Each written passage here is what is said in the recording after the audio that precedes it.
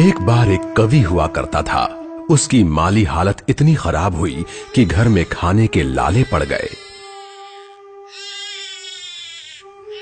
इसी कारण उसने महल में जाकर राजा से मदद मांगने का फैसला किया।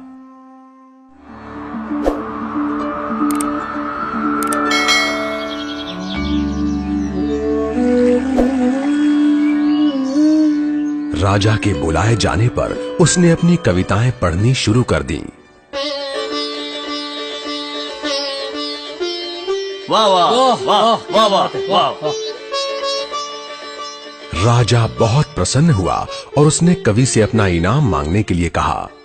कवि ने मोहरों से सजे शतरंज की ओर इशारा करते हुए कहा, महाराज, अगर आप पहले खाने में चावल का एक दाना रखें और हर खाने के लिए उसे दुगना करते जाएं, तो मैं समझूंगा मुझे मेरा इनाम मिल गया।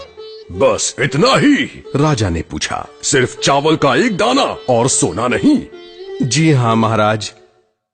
तो फिर ऐसा ही हो। दरबारियों ने चावल के दाने रखने शुरू कर दिए।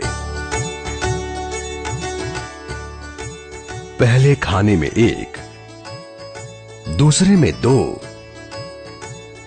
तीसरे में 4, चौथे में 8। इस तरह वो रखते गए।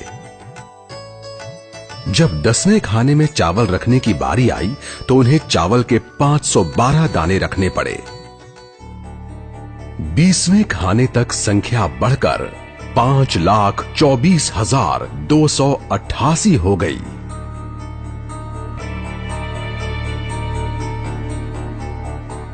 आधे हिस्से तक आते आते 32वें खाने में चावल के दानों की गिनती 214,74,83,648 हो गई। जल्द ही गिनती अरबों खरबों में बढ़ गई। आखिरकार अभागे राजा को अपना पूरा राजपाट उस चतुर कवि के हाथों सौंपना पड़ा और इसकी शुरुआत चावल के सिर्फ एक दाने से हुई थी।